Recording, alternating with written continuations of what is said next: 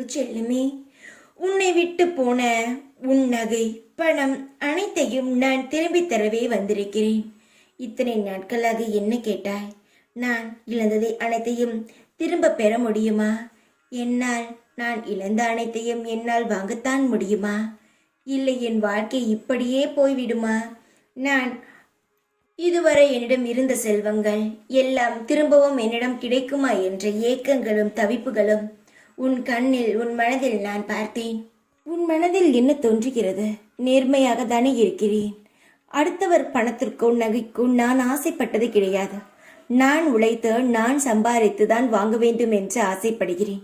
ஆனால் என்னிடமிருந்து ஏன் பறித்தீர்கள் என்று எனக்கு புரியவில்லை என்று தானே கேட்டு அழுகிறாய். எல்லாவற்றுக்கும் உனக்கு நான் பதில் சொல்கிறேன். காலம் உனக்கு கையில் வந்து சேர்க்கும் உன்னுடைய பணத்தையும் நகையையும். பணம் இல்லாமலும் நகை இல்லாமலும் இப்பொழுது வாழ முடியாது என்று நினைக்கிறாய்.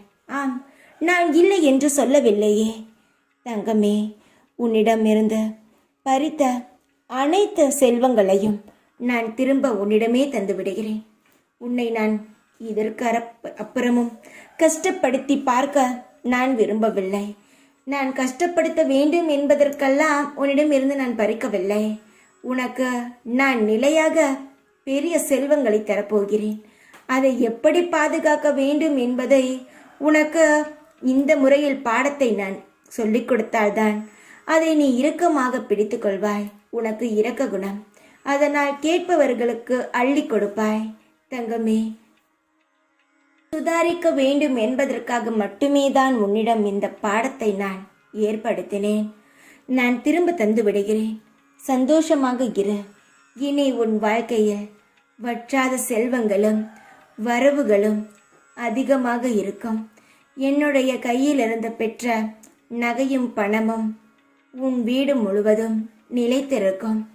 நான் உனக்கு பாடத்தை தான் கற்பித்தேன். அதை நீயும் புரிந்து கொண்டாய். உன் வாழ்க்கையில் இனி எல்லாம் நல்லதே நடக்கும். விதியால் சதி இருந்தால் மதியை வெல்லலாம்.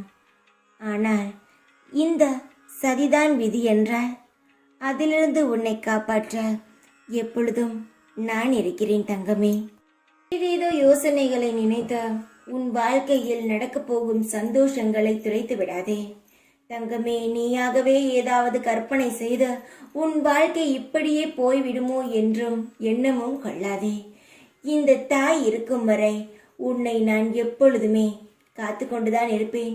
உன்னிடம் இருக்கும் செல்வங்களை நான் உன் கையில் நான் பாதுகாப்பாக தந்து கொண்டுதான் இருப்பேன். எல்லாம் நல்லது செய்ய நான் இருக்கிறேன். உன் மனதை சாந்தமாக்கி அமைதியாக்கிக்கொள்.